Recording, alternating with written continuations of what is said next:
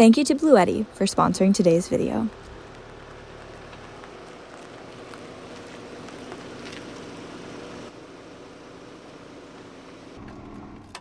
Well, friends, this is definitely not the video that I thought I was going to be making this week. So you're probably wondering why I'm driving this tiny little Audi today. And that is because, unfortunately, right as I was about to hit the road, we found an issue with my rear brakes. So the truck is in the shop, not only getting that taken care of, but also just some regular maintenance before we hit the road to make sure that when we do, we are as set as we possibly can be. But it's pretty hot out. It's about 92 degrees. So we're gonna get out of this car, get some camp set up, and we'll talk to you guys afterwards.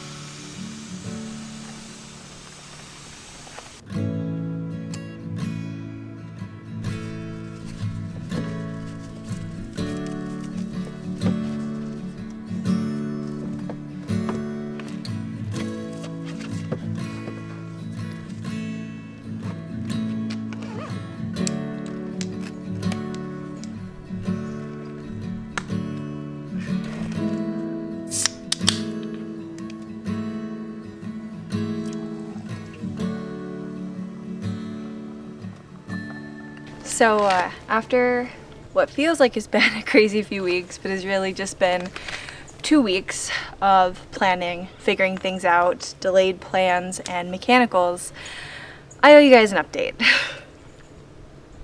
Also, sorry that I'm gonna be swatting profusely. The bugs out here are bad. I might be outdoorsy, but I don't like bugs. The short story though, unfortunately, is right before I actually shot my tour, I went to take apart the rear just to check my brakes, make sure everything was looking good, that there wasn't any maintenance that I had to do before hitting the road. Now, I purchased this truck at 107,000 miles, the 2006 Toyota Tundra. And I bought it from a dealership who had said they were going to give it a tune-up, they were going to change out parts that were broken, and unfortunately for me, and also on me, I did not confirm that they had actually done the things that they said they were going to do. I just believed them, which, lesson learned, always double check. Unfortunately, during that process, we also found that the seal between the axle and the bearings, I could go on and on. There's a leak, and that leak is concerning just because it is most likely what is leaking oil and grease and collecting a lot of residue on my brake pad. So until that's fixed, my brakes won't be fixed. Similarly, my e-brake wasn't working, so that needed to be done. And the further we dug, the more I questioned what's been done and what hasn't. And on my truck at 90,000 miles, there's a couple of major maintenance things that are supposed to be done, like replacing the timing belts. I, again, wrongly assumed that that had been done since I bought the truck at 20,000 miles over that maintenance milestone. So then we went from doing the brakes to now a timing belt. And while we're in there, we should probably do the water pump. And I had bought a high output alternator to hook up the camper to DC or battery to battery charging. Let's go ahead and just add that in there. And then the list just got longer and longer to the point where I realized that even though a lot of these projects could be DIY, we could have done them at home, my dad does have most of the tools to do these things, it was going to take so long to get all of that done. And ultimately, I just could not fathom spending probably weeks doing something that I knew a shop could do in just a couple of days, because I do have things that I'm trying to get back on the road for. So all of that said, the truck is in the shop. and it's hot. I think most of the country right now is undergoing a heat wave. It's 95 up here. We're about 3,500 feet, so that's pretty hot. And I just decided we would get out of town, hopefully have some fog roll in up here since the ocean is actually just that way, which I'll show you guys in a bit, and try to enjoy our time just going back to basics. A lot of you probably don't know this, but I actually started out in a setup very similar, ooh, the sun, to this one. Just a sleeping pad and a little battery charger, my Jetboil, some water, and some food. And whenever people ask me, you know, how did you get started in van life? How did you get on the road? What should I do? What van should I buy? My first recommendation, blanket, to everybody who asks me that question, is just go with what you have. This is a very small little Audi A3, not even considered a station wagon. I don't think it's like a hatchback. And before this, I had a Subaru Outback. This is not my car, by the way, I'm just borrowing it. I had a Subaru Outback. I had a RAV4, a little more spacious than these, but still, I didn't go out and just buy a van. I actually did a lot of winter camping, summer camping, and even slept in my car between classes at school in the back. And that was how I realized I actually really enjoy this, and I want to invest the time and the money to go full-time in a setup that's a little bit more comfortable. And so if you're someone who's been thinking about this and you're feeling like you have to go into it full-time, full bore, invest all this money, I'm here to tell you don't, and there's a lot of other people who prove that point as well. So anyways, I'm just feeling a little bit nostalgic because this is really where it all started for us. And speaking of updates, I'm about to have a lot of them over the next couple of weeks. I have a lot of, I don't know what to call them, outdoor adventures, we'll keep it general, planned or in the planning stages. And so the rest of this afternoon, I did bring my laptop. I'm gonna go ahead and get some work done, try to stay cool, and enjoy my cold beverage.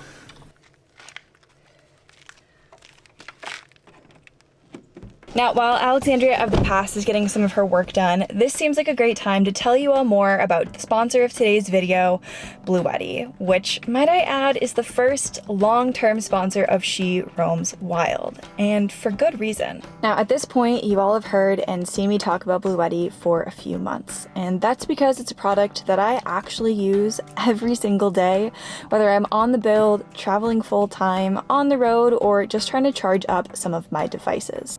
And this has been true throughout my entire road life journey. A portable power station is honestly one of the key components, I think, of any car camping, van life, bus life, or truck camping setup, because it means that you never have to worry about running out of power for your devices. And today I'm especially excited to be telling you about the new Bluetti AC180 and PV200, which is a massive upgrade, not only in terms of power, but also storage and weight for a portable power station. Now, the Bluetti AC180 comes not only with an 1800 watt output to power those bigger devices like toaster ovens, blenders, hair dryers, or all of them at once. The AC180 also has 11 ports to charge devices, which nearly doubles my setup from my previous units. Now, just to give you an idea, because I know that was a lot of numbers, this is what you could expect to power, how many times you could charge your phone, how long you could use a toaster oven in your van, amongst other things, because I know talking watt and amp hours doesn't really mean a whole lot unless you have a practical application. And not only can it power a lot, but this thing is versatile. Whether you want to plug this in at home before your weekend car camping trip, or maybe you just spent some time at the library and have access to a 120 volt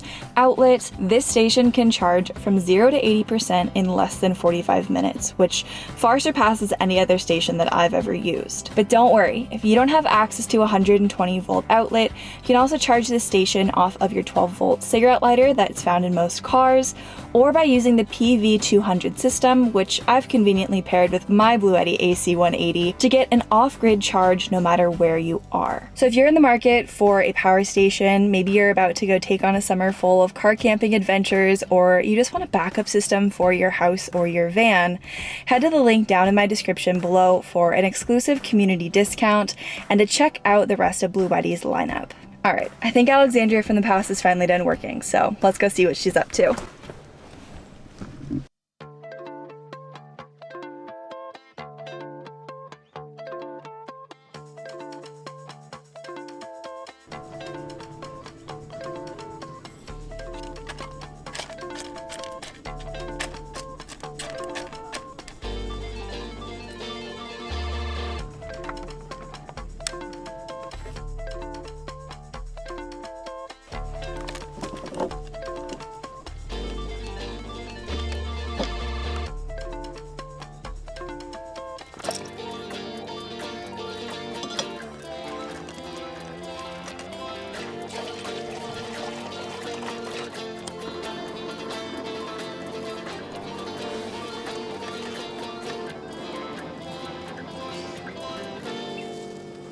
So nothing fancy tonight, just having some rice with canned salmon from Trader Joe's and Mike's hot honey, which again, nothing fancy. I got it at Walmart, but it's incredible.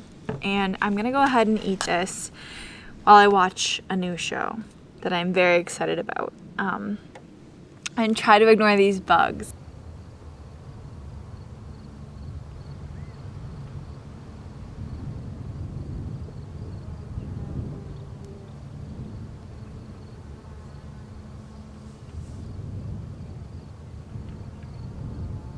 Okay, friends, so a couple of things. One, it's not even dark out yet, and we are already inside. And normally we would be out well past dark, enjoying the stars, enjoying the breeze. But tonight, the bugs are so bad, I will insert a photo maybe here, that we had to almost immediately come inside at dusk. I couldn't even finish my dinner without swatting every half second. It truly was like a fight to eat my dinner. And I have a new respect for people who live out of their cars full time, especially with a dog who, again, as you can see, is now passed out. Super tough. Tara was being swarmed by bugs, and I even made a post over on Instagram saying that this summer is literally just heat and bugs. I'm on the California coast. It was 93 degrees at 4 p.m. when we arrived today. Even right now, it's eventually going to get too warm in this car with our body heat and heat from the day. But all of the windows are sealed. The roof hatch is just slightly cracked, but it's only going to last so long before we have to open up the windows to sleep comfortably. So, man, I don't know. We might have to leave really early tomorrow and head somewhere cooler just to get some relief from this, because I'm choosing to do this, but Tara's not. And so I don't want to make her suffer through anything that she didn't ask for. Right now she's sleeping and seems content. She had dinner, she had water. But it's just too hot. It's just too hot.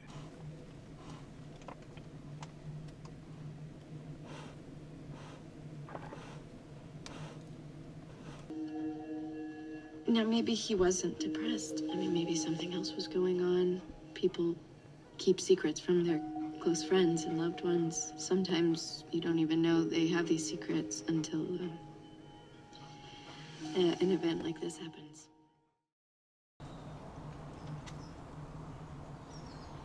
Well, that was definitely not our finest night of sleep, but we made it. The sun is up and pointing directly into the car. And I think Tara is very happy to be back outside. Honestly, it wasn't that terrible. I think I just didn't sleep that well because Tara was up all night panting. It wasn't that hot, but she just seemed to not love the car camping setup. The bugs are already out, and so I'm gonna kind of tidy up the back of the car and make some breakfast.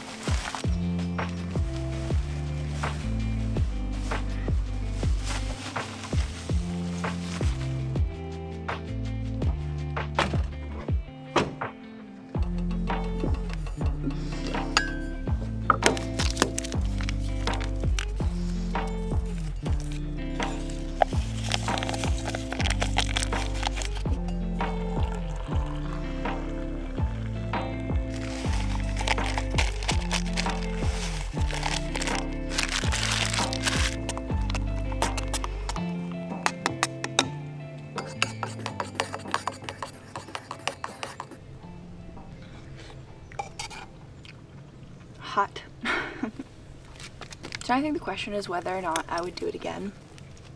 If I started out car camping, especially with the dog, which very different experience, would I at this point have thought, yeah, let's move into a van? And it's funny because yes, but for very different reasons. When I car camped by myself before I had Tara, back in college and just after, I had a very different experience.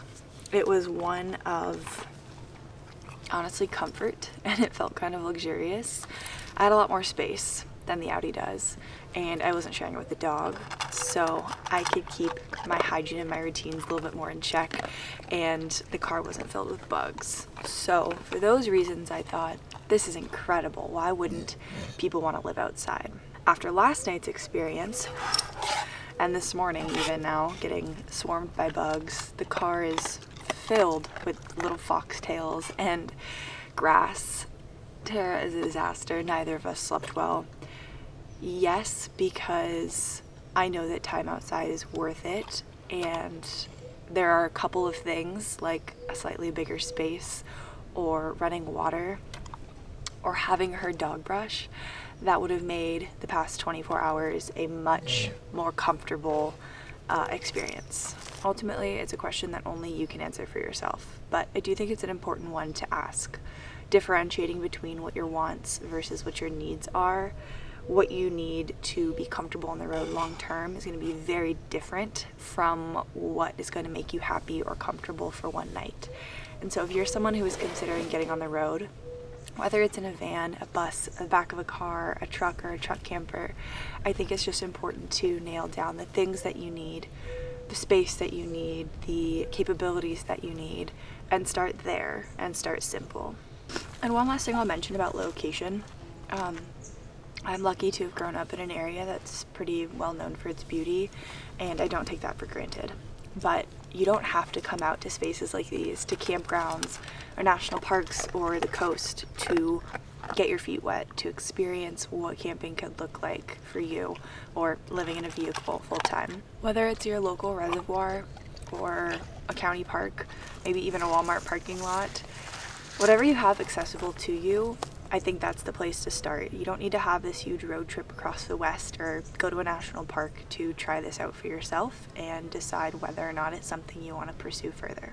So just keep that in mind, because I know that a lot of people online, myself included, we have the privilege of showing the spaces that are some of like the most beautiful, but that doesn't mean that that's all that's out there.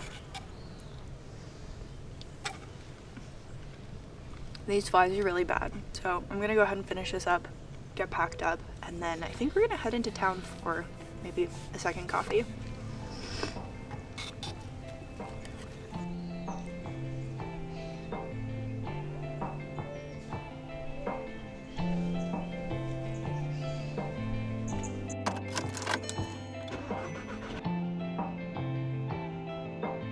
All right, well, more caffeine is secured. We are in town where it's still only about 70 degrees and the bugs aren't quite as bad, which is nice. And I realized as I was ordering that I actually never updated you guys on what the things that I was planning last night were. I was kind of in a rush to get out of the bugs, if I'm being completely honest. So I figured we would just have a quick coffee chat so I could let you all know very briefly what I have planned for the next couple of weeks and months. But before I get into the what, I think it's important to touch on the why. And this is something that's been on my mind a lot recently, just with the build coming to an end and honestly kind of an era or a big chapter of my life coming to a close. And that's just building in general. I know to the outside eye, building probably seems super fun, and it definitely can be. I've enjoyed the process and enjoyed building, but it also is all consuming. And as somebody who had hobbies and things that I liked to do before getting into the build world, or again, this chapter of my life, it was really hard losing, or what it felt like losing, those parts of myself when I got kind of invested in these last 3 builds over the last 2.5 years. Now, before I was Alex Lives Well or She Roams Wild or any of these names, this person online building out rigs, I was somebody who spent all of my free time pretty much outside in the mountains, at the beach, doing my favorite outdoor activities. And that's something that I've tried to weave in when I can over the past couple of years, but obviously it's been tough because my time has been pretty limited to do anything other than build and try to get back on the road. But now that that's changing, I've been really excited to get back outside with a purpose. And while I'm not sure what this is exactly going to look like yet, I do know that that's how I'm planning on spending the rest of my year. I have some bigger objectives, some goals that I'm going to try to hit, and along with them, I want to start pairing either a campaign or a fundraiser, trying to raise awareness about issues that are in these spaces that I get to recreate in, and hopefully not only raise awareness, but raise funds, bring attention to, and support the people and the places and the environment that I'm fortunate enough to get to visit and recreate in, but not have to, I guess, deal with a lot of the crap, for lack of a better term, that can come with that, especially when we're talking about things like public land management, land rights, water and air quality, and just protecting the spaces that we love. I don't want to ramble too much about this, especially before anything has actually happened, but I did want to give you guys an update and just let you know where I'm headed now that the build is done. Kind of. I wasn't expecting to not be on the road this week, but sometimes that's just how life goes. And I'm really excited about this next chapter, the opportunities that this is going to not only afford me, but hopefully others as well, and the journey that I'm going to get to take you all on as well. I'm going to finish this coffee and head home. I'm probably going to have quite a few hours of cleaning up to do, and then I'll get to planning our first objective. Now, this is going to come probably later this week for me. You guys will see it in a week or two, and I can't wait to share the adventure with you all. So thank you for being here with us this Sunday on a very average back to basics trip. It was fun to be reminded of where we came from and how far we've come. So thanks again for joining, and I'll see you guys next Sunday.